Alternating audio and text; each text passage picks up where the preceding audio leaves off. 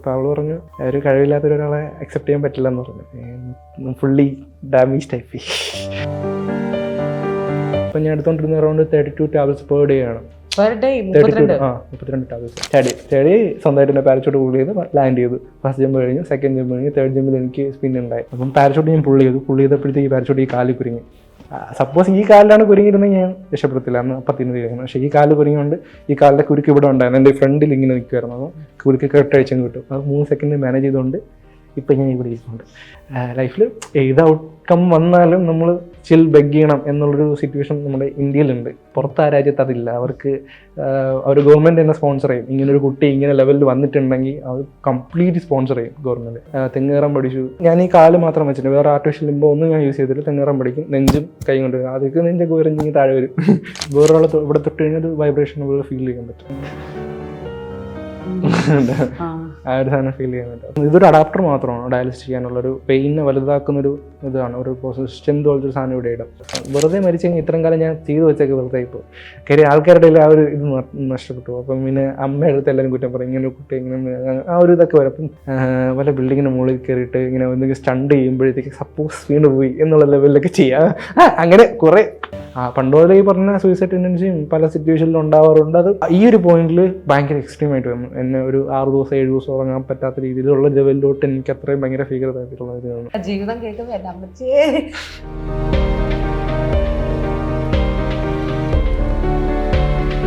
അതുപോലെ എനിക്ക് സ്കോളിയോസിസ് ഉണ്ട്. എനിക്ക് ചെറുതിലോട്ട് ഒരു സൈഡ് ചരിഞ്ഞിരുന്നിരുന്നിരുന്ന് സ്കോളിയോസിസ് ഉണ്ട്, നട്ടിൽ വളഞ്ഞു പോയി. അത് ചെറുതിലെ മുതലും ഉണ്ട്. അപ്പം അതിൻ്റെ പെയിനും ഉണ്ട്. നമ്മൾ ഈ സൈക്കിൾ ഓട്ടുമ്പോൾ അതിൻ്റെ പെയിനും വരും. നട്ടിലെ പെയിനും ഭയങ്കരമായിട്ട് വരും. ഇത്രയൊക്കെ സഹിച്ചിട്ട് റെക്കോർഡുകൾ നേടി എൻ്റെ പൊന്നെ ഇതിനിടയ്ക്ക് ഞാൻ പറഞ്ഞില്ലെങ്കിലല്ലോ എനിക്ക് ഭയങ്കര ബുദ്ധിമുട്ടാവും. അപ്പം അങ്ങനെ അത് അവിടെ എന്നിട്ട് ഞാൻ കാല് ഊരി നോക്കി. ജസ്റ്റ് ഇങ്ങനെ ഫാനിനകത്ത് കാല് ഊരി നോക്കി. ഇവിടെ നിന്ന് ഒറ്റ തൊലിയില്ല, ഇവിടെ നിന്ന് തൊലിയില്ല. മനസ്സിലായി, ഓക്കെ ഇതെല്ലാം തീർന്നു. നോക്കി യൂറിൻ ബാഗ് നോക്കി, യൂറിൻ ബാഗ് ഫുൾ ബ്ലഡ്. അത് ഞാൻ റിലീസ് ചെയ്ത് കളഞ്ഞു. കാര്യം ആരും വന്നത് കാണരുതല്ലോ. അപ്പം ഞാൻ റിലീസ് ചെയ്ത് കളഞ്ഞു. അത് ഫുള്ളി ബ്ലഡ് അല്ല, യൂറിനുമായിട്ട് മിക്സ്ഡ് ആയിട്ടുള്ള കളറാണ് അത്. പക്ഷെ കംപ്ലീറ്റ് നോക്കി റെഡ് ആയിട്ട്. അപ്പം അത് കാണണ്ടെന്നുള്ള രീതിയിൽ ചെയ്തു. അവർ വന്നു, അവരോടെല്ലാം ഇങ്ങനെ ചില്ലായിട്ട് വന്നു. പക്ഷെ ഞാൻ ഓരോരുത്തർ ഇരിക്കാൻ പോയില്ല. ഇരുന്ന് കഴിഞ്ഞാൽ അത് കാണാം. ഞാൻ വെച്ചാൽ ജസ്റ്റ് ഞാൻ നനഞ്ഞുന്നില്ല, ഇരുന്ന് നനവുണ്ടാവും. കാര്യം നമ്മൾ മറ്റേ വേർത്തിട്ടൊക്കെ നനഞ്ഞ് നല്ല രീതിയിൽ ക്ലൂഡഡ് ആയിട്ടിരിക്കും. അപ്പോൾ അത് ആ ഷോർട്സിൻ്റെ കളറായതുകൊണ്ട് അത് കാണത്തുമില്ല എന്ന്. അപ്പം അങ്ങനെ ഞാനത് അവിടെ ചെയ്തിട്ട് അപ്പോൾ അവരെല്ലാം വന്ന് ഫുഡൊക്കെ കഴിക്കുമ്പോൾ ഫുഡൊക്കെ കഴിച്ചിട്ട് കഴിഞ്ഞാൽ അവർ വന്ന കുറേ ഒരു 10-15 പേര് തിരിച്ച് ട്രെയിനിൽ കയറിയപ്പോൾ. അപ്പോൾ എന്നോട് ചോദിച്ചു, നീ വരുന്നുണ്ടെന്ന് വെച്ചാൽ. ഞാൻ പറഞ്ഞു എനിക്ക് എന്തിനാണെന്ന്. ഞാൻ പറഞ്ഞു വരുന്നില്ല എന്ന് പറഞ്ഞു. ഞാൻ ചവിട്ടാന്ന് പറഞ്ഞു. അപ്പോൾ തിരിച്ച് എൻ്റെ കൂടെ 2 പേര് വരാമെന്ന് പറഞ്ഞു. അപ്പോൾ എന്തായാലും എനിക്ക് ചവിട്ടാൻ ആഗ്രഹം ഉണ്ടല്ലോ. അപ്പോൾ എൻ്റെ കൂടെ 2 പേര് വരാമെന്ന് പറഞ്ഞു. അങ്ങോട്ട് ഞാൻ ഒറ്റയ്ക്കായിരുന്നു. തിരിച്ച് 2 പേര് വരാമെന്ന് പറഞ്ഞു. അപ്പം ഇവരെ അറിയിക്കാതെ എന്തെങ്കിലും ഇത് നമുക്ക് വഴിയുണ്ടാകും. അപ്പം ഞാൻ ചവിട്ടി തുടങ്ങിയപ്പോൾ തന്നെ എനിക്ക് മനസ്സിലായി ഈ കാലം നീറാനുള്ളത് കുറച്ച് പണിയാണ്. നീറുക എന്നുള്ളതിൻ്റെ കുറച്ച് പെർസ്പെക്റ്റീവ്സ് വേറെയാണ്. അപ്പം അതിൻ്റെ പെയിൻ ഇൻറ്റൻസിറ്റി വേറെയാണ്. അപ്പം ഇത്രയും നീറ്റിൽ അനുഭവിക്കണം. അപ്പം ഞാനൊരു കാര്യം ചെയ്ത് ഒരു സ്റ്റേഷനറി ഷോപ്പിൽ പോയിട്ട് മറ്റേ മാസ്കിങ് ടേപ്പ് ഉണ്ട്, പേപ്പർ മാസ്കിങ് ടേപ്പ്. അത് ഇവിടെ നിന്ന് തൊട്ട് ഇങ്ങറ്റം വരെ സെറ്റാക്കിയിട്ട് ചവിട്ടി. പിന്നെ തിരിച്ചൊരു മാറ്റ് ടൈപ്പ് ഒരു കേട്ടിട്ട് ഏതാണ്ടൊരു 6 to 7 hours ഞാൻ അതുകൊണ്ട് മൊത്തത്തിൽ 12 hours 250 kilometers ഞാൻ കവർ ചെയ്തു. അതാണ് വൺ ഡേയിൽ 250 kilometers. വീട്ടിൽ ചെന്നപ്പോൾ അമ്മ അടിച്ചോ? എന്നിട്ട് ആരെയും അറിയിച്ചില്ല. വീട്ടിൽ എന്നിട്ട് ഞാൻ ആരെയും അറിയിച്ചില്ല. ഞാൻ എന്നിട്ട് ട്യൂബൊക്കെ ഞാൻ വഴിയിൽ നിന്ന് ഊരി കളഞ്ഞിട്ട് തിരിച്ച് വീട്ടിൽ വരണമല്ലോ. അപ്പം ഇതാരും കാണരുത്. എന്നിട്ട് ഞാൻ ബാത്റൂമിൽ ചെന്നിട്ട് ഒരു ഫുൾ ബക്കറ്റ് വെള്ളം നിറച്ചിട്ട് കാല് മൊത്തം നനച്ച് വെച്ച് വീട്ടിൽ എത്തിയപ്പോൾ തന്നെ പോയി. അതിന് കുറച്ച് ട്രെയിനിൽ ഇങ്ങനെ ഇരുന്നിട്ട് പിന്നെ എണീറ്റ് പോയി. എൻ്റെ 2 ആഴ്ച ഞാൻ വീട്ടിൽ കിടന്നു. എന്നിട്ട് ഞാൻ പറഞ്ഞു, ഞാൻ ഉടുപ്പ് ഇത് പോണു. ഇനി അത് കഴിഞ്ഞ് ഉണങ്ങി വന്നപ്പോഴത്തേക്ക് സ്കിന്ന് തിരിച്ച് റിഗെയിൻ ചെയ്തു. അപ്പം ഞാൻ കൊണ്ടുവന്ന് കാണിച്ചു അമ്മ ഇങ്ങനെ. അമ്മ പിന്നെ കരഞ്ഞു ഇങ്ങനെ അടുത്തായിരുന്നു. ഇപ്പം ഈ ട്യൂബിൻ്റെ കാര്യം ഞാൻ പറഞ്ഞിട്ട് പിന്നെയാണ് പറയുന്നത്. ഈ എക്സ്പോഷറിൻ്റെ കഴിഞ്ഞിട്ടായി ഞാൻ പറയുന്നത് ട്യൂബിൻ്റെ കേസൊക്കെ. ഇതിപ്പോ പറഞ്ഞ പോലെ ജീവിതത്തില് മാടായ ഒരു അവസ്ഥയിലാണ്. അതായത് അല്ല കാര്യം നമുക്ക് ആ പെയിൻ സഹിക്കുന്ന എന്തിനാണ്? എന്തെങ്കിലും ഒരു എക്സ്ട്രീമിറ്റി ചെയ്യണം. അല്ല എനിക്ക് ഇമോഷൻസ് കിട്ടിയിട്ടില്ലായിരുന്നു. മനസ്സിലാവും. നല്ലതെന്ന് പറയാനായിട്ടോ അല്ലെങ്കിൽ ചെയ്തതെന്ന് പറയാനായിട്ടോ ഉള്ളൊരു എക്സ്ട്രീമിറ്റി ഇല്ല. അപ്പോൾ ഇമോഷൻസ് ഇല്ലാത്തതുകൊണ്ട് എനിക്ക് ഫീൽ ചെയ്യണം. ഐ ഫീൽ സംതിങ് ലൈക്ക് എനിക്ക് വേണ്ടിയിട്ട് എന്തെങ്കിലും തോന്നണ്ടേ. അപ്പം അങ്ങനെ ഒരു ഫിസിക്കലി സൊസൈറ്റിയിലേക്ക് അല്ലെങ്കിൽ തന്നെ ഒരു പ്രിവിലേജും ഇല്ലാത്തൊരു ഹോസ്പിറ്റലിൽ ഇവിടെ ഉള്ള ഒരു ഡിസേബിൾഡ് ആയിട്ടുള്ള ഒരാൾ ജീവിക്കുന്നത്. അപ്പം ഇത്രയും കണ്ടീഷനിലും കൂടെ ആകുമ്പോഴത്തേക്ക് അതിൻ്റെതായിട്ടുള്ള ലിമിറ്റേഷൻസ് കൂടുതലായിരിക്കും. അപ്പം അങ്ങനെ ഉള്ളതുകൊണ്ട് തന്നെ ഈ ഒരു പെയിനൊക്കെ സഹിക്കുക എന്നുള്ളതൊരു ഇമ്പോർട്ടൻ്റ് ഉള്ള കാര്യമാണ്. കാര്യം ഐ ഫീൽ സംതിങ് റൈറ്റ്. അപ്പം അതായത് എൻ്റെ ഏറ്റവും വലിയ മാഡ്നസ്. അതിൽ നിന്നാണ് എൻ്റെ മാഡ്നസ് ഒക്കെ ഉള്ളതും അതിൽ നിന്നാണ് എൻ്റെ ലൈഫ് സ്റ്റാർട്ട് ചെയ്യുന്നതൊക്കെ. അങ്ങനെയുള്ള ഓരോ സ്ട്രഗിൾസ് ചെയ്യുമ്പോഴാണ്. അതിനുശേഷം പിന്നെ സൈക്ലിംഗ് ചെയ്യുന്നത്. അതിൻ്റെ ഇടയ്ക്ക് ഞാൻ പിന്നെ തെങ്ങ് കയറാൻ പഠിച്ചു. തെങ്ങ് ഞാൻ ഈ കാല് മാത്രം വെച്ചിട്ട് വേറെ ആർട്ടിഫിഷ്യൽ ലിംബോ ഒന്നും ഞാൻ യൂസ് ചെയ്തിട്ട് തെങ്ങ് കയറാൻ പഠിക്കും. നെഞ്ചും കൈ കൊണ്ട് അതൊക്കെ നെഞ്ചൊക്കെ ഉയർന്നെങ്കിൽ താഴെ വരും, പിന്നെയും കയറി പിടിക്കും. അങ്ങനെ കുറെ പെയിൻ എന്നുള്ളൊരു സംഭവം തന്നെ. അതൊക്കെ ഈ അടുത്ത അതെങ്ങനെയാണ് അവസരം കിട്ടിയത്? കാണാൻ അല്ല, അത് അങ്ങനെ അവസരം കിട്ടില്ല. അതൊക്കെ ഞാൻ അതിനൊരു വലിയ സ്റ്റോറി ഉണ്ട്. അതൊക്കെ പറഞ്ഞാൽ കുറേ ഉണ്ട്. അല്ല, ഇപ്പം നമ്മളിപ്പോൾ ഇത് വന്നല്ലോ, അങ്ങനെ കുറേ സാധനങ്ങൾ പഠിച്ചുകൊണ്ടിരിക്കുന്നു. അപ്പോഴാണ് പിന്നെ ഞാൻ സൈക്ലിംഗ് തന്നെ കംപ്ലീറ്റ്ലി കോൺസെൻട്രേറ്റ് ചെയ്ത് ഒരു പാരാഒളിമ്പിക് അത്ലറ്റ് ആവണം എന്നുള്ള ലെവലിൽ എല്ലാ കോൺസെൻട്രേഷൻ ചെയ്ത് ഞാൻ ചെയ്തു. പക്ഷെ കിഡ്നി ഡൗൺ ആയിക്കൊണ്ടിരുന്നു. ഇവൻ ഞാൻ പൊന്മുടിയൊക്കെ ചെയ്തിട്ട് സേവനത്തൊക്കെ നല്ല രീതിയിൽ ഡൗൺ ആയി. അങ്ങനെ വന്നപ്പോഴത്തേക്ക് കാര്യം നമ്മൾ ഒരു കിഡ്നി ഒരു പരിധിക്കപ്പുറം നമ്മൾ പുഷ് ചെയ്യുകയാണ്. അപ്പോൾ അത് ഭയങ്കര ഡിഫിക്കൽട്ട്. അപ്പം ഡീഹൈഡ്രേഷൻ ഒക്കെ വന്നാൽ ഭയങ്കര ബുദ്ധിമുട്ടാണ്. ഡീഹൈഡ്രേഷൻ വന്നു. അങ്ങനെ ഒരു സിറ്റുവേഷനിൽ അങ്ങനെ പ്രശ്നങ്ങളൊക്കെ ഉണ്ടായി. വെള്ളമൊന്നും യൂസ് ചെയ്യാതെ ഞാൻ പൊന്മുടിയൊക്കെ ജസ്റ്റ് ട്രൈ ചെയ്ത സമയത്ത് എനിക്ക് ഡീഹൈഡ്രേഷൻ നന്നായിട്ട് വന്നിട്ട് ഇഷ്യൂസൊക്കെ ഉണ്ടായി. അപ്പം അവർ പെട്ടെന്ന് പറഞ്ഞു പെട്ടെന്ന് ഈ കയ്യിൽ AV ഫിസ്റ്റുല ചെയ്ത് വയ്ക്കാൻ പറഞ്ഞു. അപ്പോൾ അത് എനിക്ക് ചെയ്തു തുടങ്ങിയപ്പോൾ തന്നെ അവർ മറ്റേ നോർമലി ഈ ഒരു സർജറിക്ക് വേണ്ടി ഒരു സ്പൈനൽ അനസ്തീഷ്യ ഒന്നും എടുക്കത്തില്ല. ഈവൻ ഈ കയ്യിൽ ജസ്റ്റ് ഒരു ഫിസ്റ്റുല ചെയ്ത് വയ്ക്കാനായിട്ട് അവർക്ക് ഇതാണ് ഫിസ്റ്റുല. ഇത് ആക്ച്വലി ഡയാലിസിസിന് വേണ്ടി ഒരു അഡാപ്റ്റർ ചെയ്ത് നിൽക്കുന്നതാണ്. ഡയാലിസിസിന് ആക്ച്വലി വൈബ്രേറ്റ് ചെയ്തുകൊണ്ടിരിക്കും. കംപ്ലീറ്റ്ലി നമ്മുടെ കയ്യിൽ നിന്ന് വൈബ്രേറ്റ് ചെയ്തുകൊണ്ടിരിക്കും. ഇതുവഴിയാണ് ഇപ്പം ഡയാലിസിസ് ഉണ്ടായപ്പോൾ ഇല്ല, എനിക്കിപ്പോൾ 3 വർഷം ചെയ്തിരുന്നു. ഇതൊരു അഡാപ്റ്റർ മാത്രമാണ് ഡയാലിസിസ് ചെയ്യാനുള്ളൊരു പെയിനെ വലുതാക്കുന്നൊരു ഇതാണ്. ഒരു പ്രോസസ് സ്ട്രെങ്ത് പോലത്തെ ഒരു സാധനം ഇവിടെ ഇടാം. നമുക്ക് വേറൊരാൾ ഇവിടെ തൊട്ട് കഴിഞ്ഞാൽ വൈബ്രേഷൻ പോലെ ഫീൽ ചെയ്യാൻ പറ്റും. ആ ഒരു സാധനം ഫീൽ ചെയ്യാൻ പറ്റും. അപ്പം അത് നമുക്ക് എനിക്ക് സർജറി ചെയ്ത സമയത്തൊക്കെ എനിക്ക് നല്ല ഫീലിംഗ് ചെയ്യുന്നതാണ്. അപ്പം ഈ സർജറിക്ക് ഇപ്പം അങ്ങനത്തെ ഒരു ഇതൊക്കെ വന്നു. അപ്പം പറഞ്ഞു ഇങ്ങനെ കുറേ റിസ്ക്കും കാര്യങ്ങളൊക്കെ ഉണ്ട്. ഇപ്പം ഇവിടെ ഇങ്ങനെ ബ്ലൈഡ് കൊണ്ടോ ഒന്നും മുറിയാൻ പാടില്ല, അല്ലെങ്കിൽ ഈ കയ്യിലൊന്നും ചെയ്യാൻ പാടില്ല എന്നൊക്കെ ഒരുപാട് റിലേഷൻ ഉണ്ട്. എന്തായാലും ഒന്നും സംഭവിച്ചില്ല, പേടിക്കണ്ട. അയ്യോ, ശരിക്കും ശ്യാമിന്റെ കഥയല്ല, ജീവിതം കേൾക്കുമ്പോ എൻ്റെ അമ്മച്ചേ. ഞാനെന്നല്ല, ഞങ്ങളെ ചുറ്റിപ്പറ്റിയുള്ള ഒരുപാട് ആളുകളൊക്കെ എന്ത് ഭയങ്കര സുഖം, അല്ലെങ്കിൽ ഒരു പ്രശ്നങ്ങളില്ലാണ്ട് എല്ലാം ഇപ്പൊ ചെറിയൊരു ഇഷ്യൂ ആണെങ്കിൽ അതിൽ ഇന്റൻസിറ്റി എടുക്കുമ്പോഴത്തേക്കും ഡീപ് ലെവൽസ് ഉണ്ട്. ഞാൻ ഭയങ്കരമായിട്ടും കരയുന്ന ആളാണ്. കാരണം എനിക്കൊരു കുഞ്ഞു കാര്യങ്ങൾ ഇമോഷൻസ് ഭയങ്കരമായിട്ടും ഫീൽ ചെയ്യുന്ന ആളാണ്. എനിക്ക് കുഞ്ഞു കാര്യം മതി, ഞാൻ പെട്ടെന്ന് കരയും. ശ്യാമിന് എന്റെ ദൈവമേ തൊഴുത്ത് ഞാൻ ശരിക്കും. എനിക്ക് 2 വർഷം വരെ കരഞ്ഞ് എനിക്ക് സ്വയമേ ഞാൻ കരഞ്ഞെന്ന് എനിക്ക് ഫീൽ ചെയ്തിട്ടുള്ള കാര്യത്തിലൊക്കെ, അല്ലാതെ ഇമോഷണലിയൊക്കെ ഞാൻ ചെറുതായിട്ടൊക്കെ എന്തെങ്കിലും കാര്യങ്ങളൊക്കെ ഞാൻ കരഞ്ഞു. കണ്ണിന് വെള്ളം വരുമെന്നല്ലാതെ എനിക്ക് കരഞ്ഞതായിട്ട് ഫീൽ ചെയ്യണ്ടായിട്ടില്ല. ഇത്രയും കഷ്ടം വരെ അങ്ങനെ കരഞ്ഞൊരു ഫീൽ എനിക്ക് തോന്നിയിട്ടില്ല. അതിനുള്ളൊരു ഇൻറ്റൻസിറ്റീവായിട്ടുള്ളൊരു സിറ്റുവേഷൻ എൻ്റെ ലൈഫിൽ ഉണ്ടാകുന്നില്ല. അത് ഇപ്പം ഈ പറഞ്ഞ പാരാഒളിമ്പിക്കിലൊക്കെ അത്ര ആഗ്രഹിച്ചിരുന്നൊരു സംഭവം ഉണ്ടായിരുന്നു. അപ്പം ഈ പറഞ്ഞില്ലേ നട്ടൽ എനിക്ക് ഇതെടുക്കുന്നുള്ളത്, അനസ്തീഷ്യ എടുക്കുന്നത്. എനിക്കിപ്പം 12 സർജറിക്ക് ശേഷം എനിക്ക് ഒരു സർജറീസും നോർമലി അനസ്തീഷ്യയിൽ പറ്റില്ലായിരുന്നു. അപ്പോൾ ഒരു സ്പൈനൽ അനസ്തീഷ്യ തരാം. അപ്പോൾ എൻ്റെ ഈ പറഞ്ഞ ഓഗ്മെന്റേഷൻ ആ ഒരു സംഭവത്തിലാണ് എൻ്റെ ടെസ്റ്റിസോർണം വയറ്റിനകത്തിരിക്കുന്നത് കണ്ടെത്തുന്നത്. അത് റിമൂവ് ചെയ്തു. അതെൻ്റെ ചോദിക്കാൻ തന്നെ അവർ റിമൂവ് ചെയ്തിട്ടുണ്ടായിരുന്നു. പിന്നെ അതൊരു സർജറി വന്നിട്ട് അതുകൊണ്ട് രാവിലെ തുടങ്ങിയ സർജറി രാത്രി വരെ ഉണ്ടായിരുന്നു. അപ്പം ആ ഒരു സർജറിക്ക് മുന്നേ ചെയ്യുന്നൊരു പ്രൊസീജിയറാണ്. ഇത്രയും വലിയ സർജറീസ് ഒക്കെ ചെയ്യാൻ പ്ലാൻ ചെയ്യുമ്പോൾ, കാര്യം ഇത്രയും കോംപ്ലിക്കേറ്റഡ് ഉള്ള സർജറിയാണ്, ഇത്രയും റിസ്ക്കുള്ള സർജറിയാണ്. അപ്പോൾ അവർ പ്ലാൻ ചെയ്യുമ്പോൾ തന്നെ ഒരു നട്ടിലൊരു ട്യൂബ് ഇടും, ഒരു നീഡിലിട്ടിട്ട് ട്യൂബ് ഇടും. അപ്പം അത് പച്ചക്കാണ് ചെയ്യുന്നതൊക്കെ. അപ്പം ഞാൻ അത്യാവശ്യം കുഴപ്പമില്ലാതെ ഞാൻ ചിരിച്ചോണ്ടായിരുന്നു. അങ്ങനെ കുറേ സംഭവങ്ങളൊക്കെ ഉണ്ടായിട്ടുണ്ട്. അപ്പം അങ്ങനെ ഒരു പ്രൊസീജിയർ എന്തായാലും ഈ ഒരു ചെറിയൊരു സർജറിക്ക് വേണ്ടി ചെയ്യത്തില്ല അവർ. അപ്പോൾ ജസ്റ്റ് അവർ മരവിച്ച് നോക്കി. കട്ട് ചെയ്യുന്നവരെ എനിക്ക് മരവിപ്പ് ഉണ്ടായിരുന്നു, എന്നെ മരവിപ്പൊക്കെ പോയി. അപ്പം മനസ്സിലായി ഇവിടെ മരവിപ്പൊന്നും ഇല്ല എന്നുള്ളത്. എനിക്ക് നല്ല പെയിനും ഉണ്ടായിരുന്നു. അപ്പം ഞാൻ പറഞ്ഞു എനിക്ക് കുഴപ്പമില്ല, നിങ്ങൾ ചെയ്തോ, സർജറി ചെയ്തോ, കുഴപ്പമില്ല, കുഴപ്പമില്ല. 2 മണിക്കൂർ ഈ സർജറി ചെയ്യുന്നവരെ ട്യൂബ് ഇട്ട് ഇതിനും ഈ കാര്യം എൻ്റെ ഈ കയ്യിൽ വെയിന് വലുതാകും. ഈ കയ്യിലാണ് നോർമലി ഫിസ്റ്റുലസ് ഇടുന്നത്, പക്ഷേ ഈ കയ്യിൽ എനിക്ക് ഇടാൻ പറ്റില്ലായിരുന്നു. അതായത് എനിക്ക് വെയിൻസ് ഇല്ല, ഞാൻ പറഞ്ഞു വെയിന് വളർച്ചയില്ലാത്തതുകൊണ്ട് വെയിൻസ് ഇല്ല. അപ്പോൾ ഈ കയ്യിലൊരു നെർവ് ഉണ്ടായിരുന്നു. അപ്പോൾ അതിൻ്റെ ട്യൂബ് ഇട്ട് വലുതാക്കണമെന്നൊക്കെ പറഞ്ഞിട്ട് അവരതെല്ലാം ചെയ്ത് 2 മണിക്കൂറോളം എടുത്ത് സർജറി സെറ്റ് ചെയ്ത് വെച്ച് ഞാൻ ഇന്ന് സർജറി കഴിഞ്ഞ് ഫുള്ളായിട്ടുണ്ട്. അങ്ങനെ വരും. പിന്നെ എനിക്ക് ഈ പറഞ്ഞ മെയിൻ ഇപ്പം നമ്മൾ നോർമലി കിഡ്നി ഫെയിലിയർ ആവുന്ന ഒരു കുട്ടിക്ക് ഇവിടെ ടെമ്പററി ഡയാലിസിസ് ഒക്കെ നമുക്ക് ഇവിടെ ചെയ്യാൻ പറ്റും. മെയിൻ നെർവിനടുത്ത് എനിക്ക് അതൊരു പോസിബിലിറ്റി ഇല്ല. അപ്പോൾ എനിക്ക് ആകെ ഉള്ളൊരു പോസിബിലിറ്റി ഈ കയ്യിൽ ഇത് ചെയ്ത് വെച്ചിരിക്കുന്നത് മാത്രമാണ്, ഈ ഒരു നെർവിൽ ഇത് ചെയ്ത് ചെയ്യണം. അപ്പം ഇത് അത്ര രീതിയിൽ ഞാൻ കെയറും ചെയ്യണം.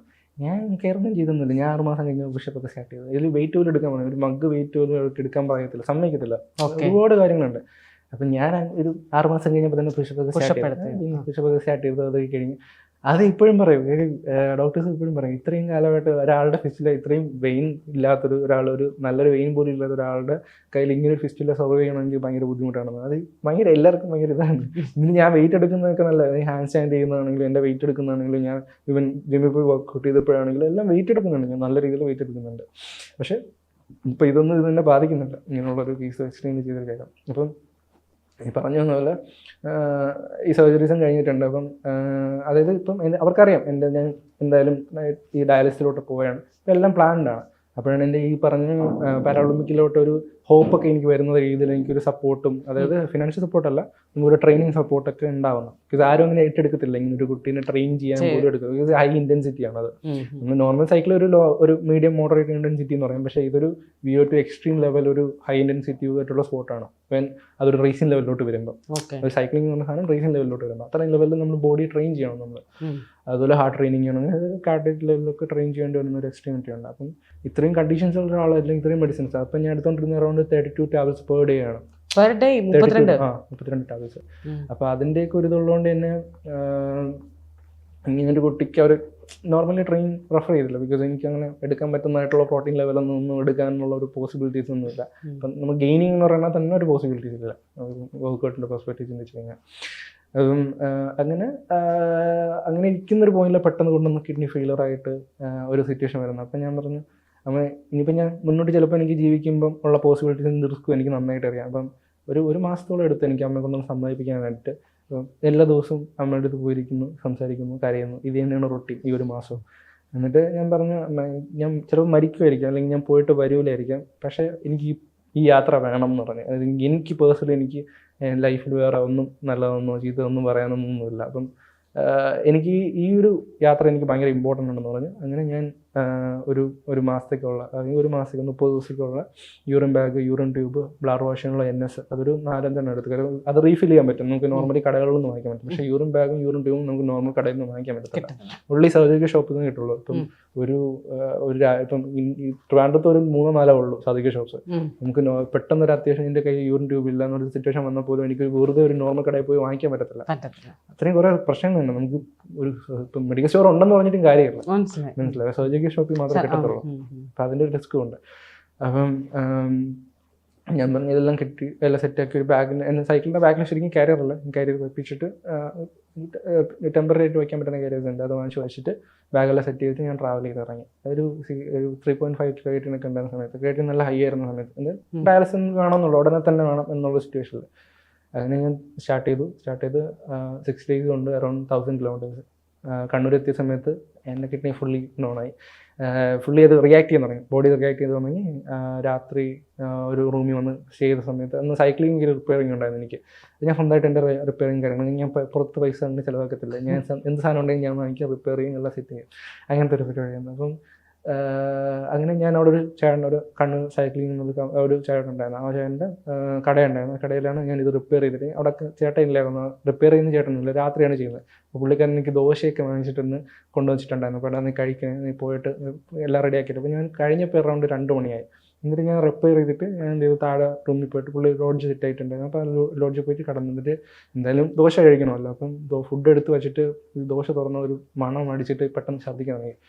ഈ ഛർദ്ദിക്കാനുള്ള കാരണം വേറെയാണ്, പക്ഷേ ഇത് ഛർദ്ദിക്കാൻ തുടങ്ങി ഒരു 10-15 പ്രാവശ്യം കഴിഞ്ഞപ്പോഴത്തേക്കും ബോധമൊക്കെ പോകാൻ തുടങ്ങി. അപ്പം ഞാൻ കുറച്ച് ഡ്രസ്സ് മാത്രമേ കൊണ്ടുപോകും, ബിക്കോസ് കൂടുതൽ സാധനങ്ങളുണ്ട്. അപ്പം ഞാൻ മാക്സിമം ഡ്രസ്സ് കൂടുതൽ നനച്ചിട്ടിട്ടാണ് പിറ്റേ ദിവസം ഇറങ്ങി പോകുന്നത്. അപ്പം രാത്രി ഡ്രസ്സും ഇല്ല, ഞാനൊരു റൂമിൽ ജീവിക്കുമ്പോൾ ദിവസമാണ്. അപ്പം പെട്ടെന്ന് ഡ്രസ്സ് എടുത്തു. അപ്പോൾ ഇങ്ങനെ പെട്ടെന്ന് ഇങ്ങനെ നനച്ചിട്ട് ജസ്റ്റ് ഇതാക്കിയിട്ടിരുന്ന ഡ്രസ്സ് എടുത്ത് വലിച്ച് കയറി തുടങ്ങി. ബോധം പോകാൻ, കണ്ണൊക്കെ മാറാൻ തുടങ്ങി, ബോധം പോകാൻ തുടങ്ങി, കണ്ണ് സൈഡിലോട്ടൊക്കെ മാറാൻ തുടങ്ങി. അപ്പം എന്തായാലും പോലീസിനെ വിളിച്ചപ്പോൾ ആരെയും വിളിച്ചു. അന്ന് കൊറോണയും കൂടെ ഉണ്ടായിരുന്ന സമയം, അത്രയും റിസ്ക്കും ഉണ്ട്, എക്സ്പോഷർ റിസ്ക്കും ഉണ്ട്. 108 വിളിച്ചപ്പോൾ അവർ പറഞ്ഞു അവർ പോലീസുമായിട്ട് കണക്ട് ചെയ്തിട്ട് വിടാമെന്ന്. അവർക്ക് കൊറോണ ഡ്യൂട്ടി ഉള്ളതുകൊണ്ട് അവർക്ക് അതൊരു പോസിബിലിറ്റി ഇല്ല. അങ്ങനെ അവർ പിന്നെ ബോധം പോയി. എൻ്റെ പോലീസ് സംസാരിച്ചുകൊണ്ടിരിക്കുമ്പോൾ തന്നെ ബോധം പോയി. കുറേ കഴിഞ്ഞപ്പോഴത്തേക്കും അവർ പിറ്റേ ദിവസം ആയപ്പോൾ ഞാൻ ഇങ്ങനെ രാവിലെ എണീറ്റ് ഹോസ്പിറ്റലിൽ. അപ്പോൾ അവരെൻ്റെ അടുത്ത് പറഞ്ഞു രാത്രി ഒരു 10-15 വരെ ഒന്ന് കഥയൊക്കെ ചവിട്ടി പൊളന്ന് എടുത്തോളൂ, കഥ തുറക്കാൻ പറ്റത്തില്ലല്ലോ, ഞാൻ കംപ്ലീറ്റ് കുറ്റിയിട്ട് വെച്ചിട്ടില്ല. അപ്പം അവർ കഥയൊക്കെ പൊട്ടിച്ചിട്ട് എടുത്തോണ്ട് വന്നതെന്ന് പറഞ്ഞു. അങ്ങനെ പിറ്റേ ദിവസം പുള്ളിയൊക്കെ വിഷമിച്ച് എനിക്ക് പുള്ളിക്ക് എന്ത് ചെയ്യണമെന്ന് അതൊന്നും അറിഞ്ഞൂടായിരുന്നു. അങ്ങനെ സിറ്റുവേഷനൊക്കെ അങ്ങനെ എൻ്റെ അമ്മ വിളിക്കാൻ പറഞ്ഞു, വിളിച്ച്. അപ്പോൾ അമ്മ പറഞ്ഞു നീ ഇപ്പോൾ ഇവിടെ എത്തണം, എനിക്ക് എന്ത് ചെയ്യണമെന്ന് പറഞ്ഞിട്ടുണ്ടെങ്കിൽ ഞാൻ അങ്ങോട്ട് വരുമെന്ന് പറഞ്ഞു. ആ ഒരു വഴിക്ക് ഞാൻ പറഞ്ഞു ഓക്കെ ശരി എന്നാൽ അങ്ങോട്ട് വരാമെന്ന് പറഞ്ഞു. അങ്ങനെ എൻ്റെ മാമൻ ഈ ടൂറിസത്തിൻ്റെ ഇതിലൊക്കെ വർക്ക് ചെയ്യുന്നു. അപ്പം പുള്ളിക്ക് ഇങ്ങനെ കോൺടാക്ട്സ് ഒത്തിരി ഉണ്ടായിരുന്നു. അപ്പം അങ്ങനെ അവിടെ നിന്നൊരു ഒരു ട്രാവലറിനെ പറഞ്ഞിട്ട് വിളിച്ചിട്ട് അറേഞ്ച് ചെയ്തിട്ട് നേരെ നാട്ടിലോട്ട് എത്തിച്ചു. ഒരു പിറ്റേ ദിവസം രാത്രിയാകുമ്പോൾ പിറ്റേ ദിവസം രാവിലെ ആയപ്പോൾ ഞാൻ നാട്ടിലെത്തി ഹോസ്പിറ്റലിൽ പോയി. ആ ദിവസം തന്നെ എനിക്ക് വയ്യാത്തതുകൊണ്ട് ഹോസ്പിറ്റലിൽ പോയി ചെക്ക് ചെയ്തു, ക്രിയേറ്റിൻ ഹൈ 6 നേരെ ഡയാലിസിസ് ഫസ്റ്റ് ചെയ്യുന്നു. ഇവിടെ തന്നെ ചെയ്തു. അത് ഓക്കെ സെറ്റായി. പിന്നെ ഒരു 3 വർഷത്തോളം ഡയാലിസിസ്, അതിൻ്റെ അടുത്ത് ജെന്നി അത് ഇത്. പിന്നെ ലൈഫ് മൊത്തം ഹോപ്പ്ലെസ് ആയി. കാര്യം ഇത്രയും ആഗ്രഹങ്ങൾ ഉണ്ടായിരുന്ന ഒരാളാണ്, ഇത്രയ്ക്ക് എക്സ്ട്രീം ചെയ്ത ഒരാളാണ്, ആ ഒരു പാഷന് വേണ്ടി അത്രയും അനുഭവിച്ച ഒരാളാണ്. അതെല്ലാം നഷ്ടപ്പെട്ട് എല്ലാം പോട്ടെ എന്നുള്ള രീതിയിൽ പിന്നെ എൻ്റെ അടുത്താണ് ഓരോ കുട്ടികളും മരിച്ചുകൊണ്ടിരിക്കുന്നത്, എല്ലാം കണ്ടുകൊണ്ടിരിക്കുന്നത്. ഡയാലിസിന് അത്രയും റിസ്ക് ഉണ്ട്. അപ്പോൾ ഓരോ കുട്ടികൾ മരിക്കുന്നതാണെന്നുണ്ട് അടുത്ത് ഞാനാണെന്നുള്ള കാര്യം അത്രയും റിസ്ക് ഉണ്ട് എനിക്ക്. അപ്പം ഇത്രയും കോംപ്ലിക്കേഷൻസ് ഉണ്ട്. നോർമലി ഒരു കിഡ്നി ഫെയിലറും അല്ല. ഇപ്പോൾ കോംപ്ലിക്കേഷൻസിൻ്റെ എക്സ്ട്രീമിറ്റി ഉള്ളതുകൊണ്ട് എനിക്ക് പോസിബിലിറ്റി ഇല്ല അങ്ങനെയൊക്കെ വിചാരിച്ച് ഇങ്ങനെ നിൽക്കുന്ന സമയത്തായിരുന്നു എൻ്റെ പെട്ടെന്ന് ഹാർട്ടിന് ചെറിയ രീതിയിൽ വേരിയേഷൻസ് വന്നു തുടങ്ങി. കാര്യം ഡയാലിസിസ് ഒരു പരിധിക്കപ്പുറത്ത് ചെയ്യുമ്പോൾ ഉണ്ടാകുന്ന ചെറിയ വേരിയേഷൻസ്. അപ്പോൾ ഒരു പെട്ടെന്ന് തന്നെ ട്രാൻസ്പ്ലാന്റേഷൻ ചെയ്യണം എന്നുള്ളൊരു ഇത് തോന്നുന്നു. അപ്പം അമ്മേരെ ഒന്ന് ട്രൈ ചെയ്ത് നോക്കാം എന്നുള്ള രീതി പറഞ്ഞു. അങ്ങനെ ചെക്ക് ചെയ്തപ്പോൾ അമ്മേരെ ഓക്കെയാണ്, പക്ഷെ വേറെ ആർക്കും വീട്ടിൽ തന്നെ എൻ്റെ അനിയത്തിനാണ്. ഞാൻ പറഞ്ഞു ഞാൻ വെച്ചാൽ അവിടെ നിന്ന് എടുക്കണ്ടെന്ന് പറഞ്ഞു. അത് എൻ്റെ ലൈഫിനേക്കാളും എനിക്ക് ഇമ്പോർട്ടൻ്റ് ആണ്. അവൾക്ക് വേറെ ബുദ്ധിമുട്ടൊന്നുമില്ല, അപ്പോൾ അവൾ അങ്ങനെ ജീവിക്കട്ടെ. ഞാൻ എന്തായാലും ഇത്രയൊക്കെ അനുഭവിച്ച് ഇങ്ങനെ ജീവിക്കല്ലേ, എനിക്ക് പിന്നെ അങ്ങോട്ട് എക്സ്പെക്ട് ചെയ്യാനായിട്ട് വേറെ ലൈഫോ കാര്യങ്ങളൊന്നുമില്ല. അപ്പോൾ വാട്ടെവർ അത് അവളങ്ങ് ജീവിക്കട്ടെ, ഞാൻ ജീവിക്കുന്നതിന് ഞാൻ ആദ്യം പ്രയോറിറ്റി കൊടുക്കുന്നില്ലെന്ന് ഞാൻ പറഞ്ഞു. അങ്ങനെ ഈ പറഞ്ഞ് ട്രാൻസ്പ്ലാന്റേഷൻ കാര്യം പ്രോസസ്സൊക്കെ കണ്ടിന്യൂ ചെയ്ത്. അപ്പോൾ അമ്മയുടെ കാര്യം ഓക്കെ ആണെന്ന് പറഞ്ഞു. ഒരു 50% ഒരു ഓക്കെ എന്ന് പറഞ്ഞു. പക്ഷേ ഈ ട്രാൻസ്പ്ലാന്റേഷൻ്റെ റിസ്ക് ഉണ്ട്. ബിക്കോസ് ഇത്രയും എക്സ്ട്രീം ആയിട്ടുള്ള ട്രാൻസ്പ്ലാന്റേഷൻ ചെയ്യുന്നു. അപ്പം അതിൻ്റെ റിസ്ക്കും കാര്യങ്ങളും ഒരിടത്ത് വിട്ടെടുക്കുക. അപ്പം ഗവൺമെൻറ് ഹോസ്പിറ്റലിലൊക്കെ പോയപ്പോഴത്തേക്ക് അവരാദ്യമേ റിജക്റ്റ് ചെയ്തു. ഇങ്ങനെ ഒരു ഇത്രയും സിവിയർ ആയിട്ടുള്ള പേഷ്യൻ്റ് ആരും എടുക്കത്തില്ല എന്നുള്ള രീതിയിൽ. അങ്ങനെയാണ് കിംസ് ഏറ്റെടുക്കുന്നതും ലിവർ കിഡ്നി ട്രാൻസ്പ്ലാന്റേഷൻ. ഓ, അതായത് ഓൾറെഡി 2 എടുത്ത് കളഞ്ഞിട്ട് പിന്നീട് അത് അവിടെ തന്നെ ഈ അവർക്ക് ചെയ്യണമെങ്കിൽ കിഡ്നി റിമൂവലും കൂടെ ചെയ്യണമെന്ന് പറഞ്ഞിട്ട് അവർ എപ്പോഴും ചെയ്യുന്നു. ആ സമയത്ത് റിമൂവ് ചെയ്ത കൂട്ടത്തിൽ തന്നെ റിമൂവ് ചെയ്തതിന് ശേഷം വീണ്ടും ഒരു 6 മാസം കഴിഞ്ഞിട്ട് സർജറി. അപ്പോൾ അതിൻ്റെ ഇടയ്ക്ക് ഡയാലിസിസ് ചെയ്യുന്നുണ്ട്, ഒക്കെ ചെയ്യുന്നുണ്ട് ത്രൂ ഔട്ട് അല്ലേ. അതായത് 2 കിഡ്നി 3 കിഡ്നിയിൽ 2 കിഡ്നി കളഞ്ഞു, കൂട്ടത്തിൽ അമ്മയുടെ ഒരു കിഡ്നി കൂടെ എടുത്തു വെച്ചു. അമ്മ വയ്ക്കുന്ന സമയത്ത് ഒരു അമ്മയ്ക്ക് ഫൈബ്രോയിഡ്സിൻ്റെ ഇതുണ്ടായിരുന്നു, യൂട്രസ് റിമൂവലും കൂടെ ഉണ്ടായിരുന്നു അമ്മയ്ക്ക് ഫൈബ്രോയിഡ്സിൻ്റെ ഇതുള്ളതുകൊണ്ട്. അപ്പം 2 സർജറി എനിക്ക് ഒറ്റയ്ക്ക് ചെയ്തു. അമ്മയ്ക്ക് ഒരു സർജറി ചെയ്തിട്ട് യൂട്രസ് റിമൂവലും എനിക്ക് കിഡ്നി മാറ്റി വയ്ക്കുന്നതും കൂടി ഒരുമിച്ച് ചെയ്ത് ഞാൻ പുറത്തുനിന്ന്. അതിനുശേഷം എനിക്ക് ഒരു 8ാം ക്ലാസ്സിൽ ഫ്രണ്ട് ഉണ്ടായിരുന്നു. പുള്ളിക്കാരൊന്നും കൂടെ അങ്ങനെ ഒരു പെർസ്പെക്റ്റീവൊന്നും ഇല്ലാതെന്ന കാര്യം അവർക്കറിയാം. ഇങ്ങനെ കുറേ റിസ്ക് ഒക്കെ ഉള്ളതുകൊണ്ടായിരിക്കാം അവർ മാറി വന്നപ്പോഴത്തേക്ക് എനിക്ക് ഭയങ്കര പെയിനായിരുന്നു. ഒരു ഫ്രണ്ട് ഉണ്ടായിരുന്നു, അവൻ ഇങ്ങനെ പെട്ടെന്ന് മാറുന്നപ്പോഴത്തേക്ക് എനിക്ക് ഭയങ്കര പെയിനായി. അപ്പം ഈ ഹാലസിനേഷനും അതും ഇതും വേറെ അങ്ങനെ ലൈഫ് വേറെ ആരും ഇല്ലായിരുന്നു. അപ്പോൾ അതിൻ്റെ ഒരു പെയിനായി കഴിഞ്ഞ് പിന്നെ കുറച്ച് ഡിപ്രഷൻ്റെ അവസ്ഥയിലൊക്കെ പോയി. അതിനുശേഷം അങ്ങനെ വലിയ നല്ല ലൈഫൊന്നും എനിക്ക് ഉണ്ടായിട്ടില്ല. അങ്ങനെ കുറേ ഇതിലൊക്കെ നടന്നപ്പോഴേ അതൊക്കെ ഇങ്ങനെ പോയ സമയത്തായിരുന്നു ഇങ്ങനെ കുറച്ച് അങ്ങനത്തെ കുറേ കാര്യങ്ങൾ കുറച്ച് എനിക്ക് പറയാൻ ബുദ്ധിമുട്ടുകൾ അല്ലെങ്കിൽ പറയാൻ പറ്റാത്തതായിട്ടുള്ള കുറെ ആക്സെപ്റ്റുകളുണ്ട് എൻ്റെ ലൈഫിൽ. സമയത്ത് വല്ല പ്രണയങ്ങളോ ഇഷ്ടങ്ങളോ? ഇഷ്ടങ്ങളുണ്ടായിരുന്നു, ഇഷ്ടം മാത്രം. പ്രണയം എന്ന് പറയാനുള്ളൊരു പ്രിവിലേജ് എനിക്കില്ല അതിനെ. അല്ല അത് ഇപ്പം ഇത്രയും റിസ്ക് ഉള്ള കുട്ടി ആരും ഏറ്റെടുക്കണമെന്ന് ഞാൻ നിർബന്ധിച്ചിട്ടില്ല. അപ്പുറത്തേക്കുന്ന ആൾക്കല്ല റിസ്ക്, പ്രണയത്തിലെ റിസ്ക്. ഭയങ്കര രസമുണ്ട് ഷാവിനെ കാണാൻ, ഭയങ്കര രസമാണ്. ഭയങ്കര ഞാൻ പറഞ്ഞില്ലേ, നല്ല ബോഡി ബിൽഡിങ്, നല്ല body, very handsome. But I choose different. I choose to be alone.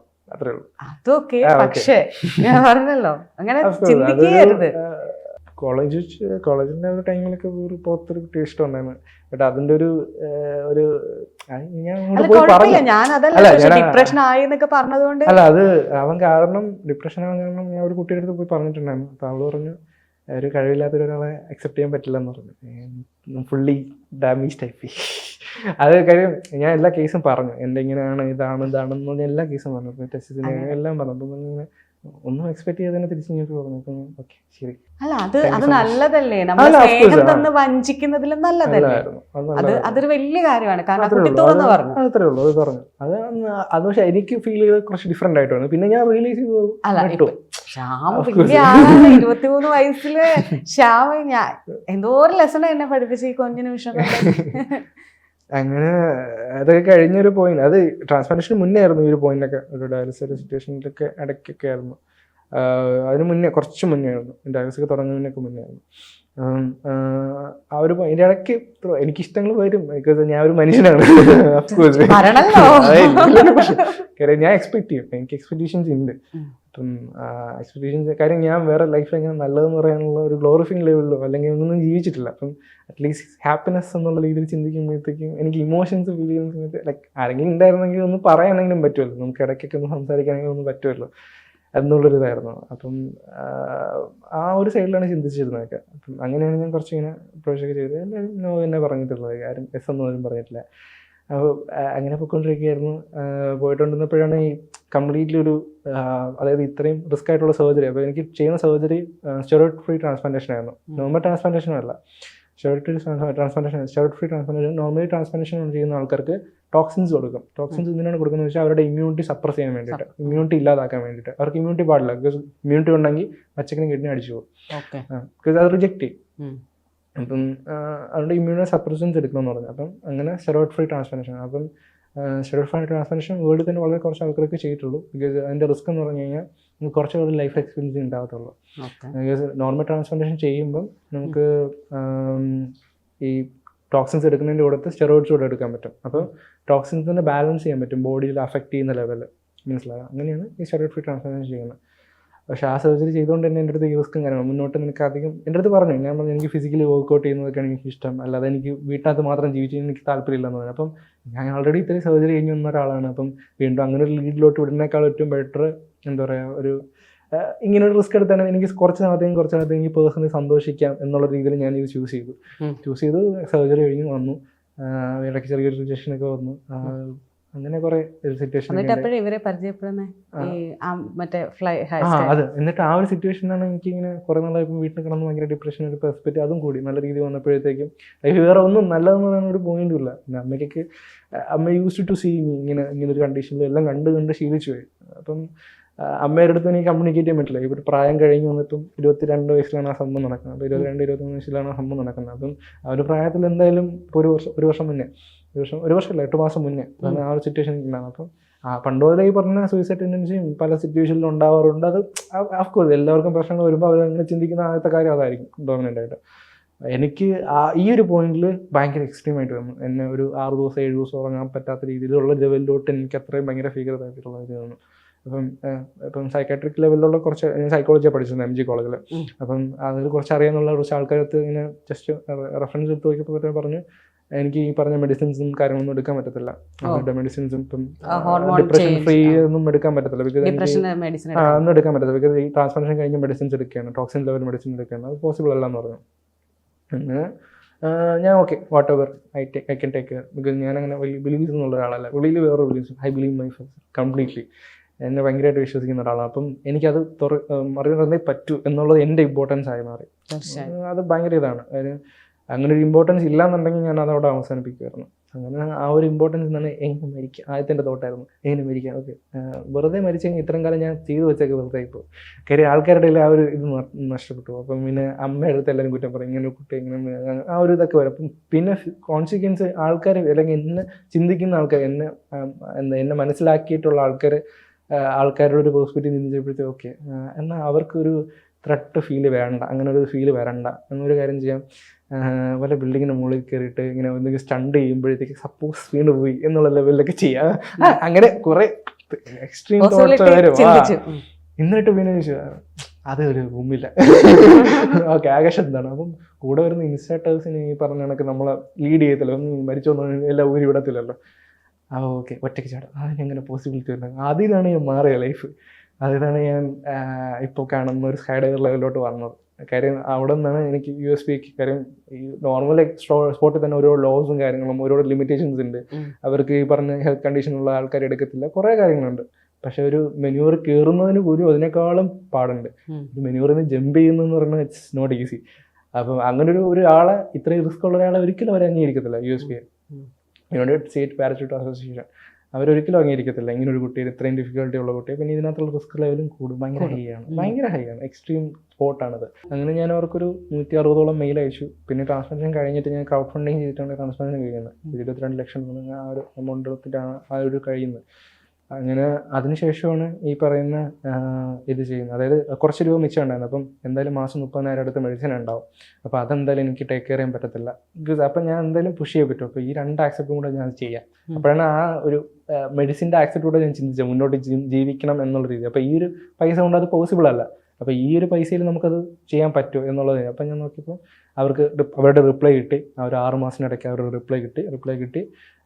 ഞാൻ അവരോട്ട് കോൺടാക്ട് ചെയ്തു. അപ്പോൾ അവരാദ്യം റിജക്റ്റ് ചെയ്തിട്ട് പിന്നെ പറഞ്ഞു ഞാൻ സാറുമായിട്ട് അവർ 7 പാനൽ മെമ്പേഴ്സാണ്. അവർ ഒരു 7 പാനൽ മെമ്പേഴ്സിൽ ഒരാളോട് സംസാരിച്ചു, ജോർജ് എന്ന് പറയും.